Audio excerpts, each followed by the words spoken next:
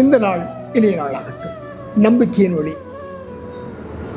பேதுருங்கிற ஒரு ஆண்டவருடைய சிஷ்யன் ஆண்டவர் மரித்து உயிர்த்தெழுந்த பின்பு ஊழியம் செய்துட்டு இருந்தாரு.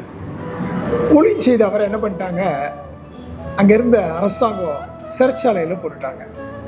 பாருங்க, இன்னைக்கு சிறைச்சாலைன்னா பயம் தானே எல்லாருக்கும். அதே போல பேதுருக்கும் பயமா இருந்திருக்கும். ஆனா நம்பிக்கையை கொண்டிருந்த ஆண்டவராக இயேசு கிறிஸ்து அவனை எப்படி விடுவிச்சாரு பார்த்தீங்கன்னா, திடீர்னு ராத்திரி வந்தாரு.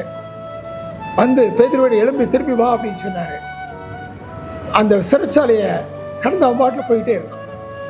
பாருங்க, உங்களை தேவையில்லாம யாராவது காவல் பண்ணாலும், உங்களுக்கு விரோதமா தேவையில்லாத பிரச்சனைகளை பண்ணாலும், கட்டுண்டாலும், ஆண்டவர் அவைகளிலிருந்து அதிசயமாய் விடுவிக்கிறவரா என்று சொன்னால், பேதுரு நம்பிக்கையின் வழியாகி ஆண்டவருக்கு ஊழியம் பண்ண ஆரம்பிச்சாரு.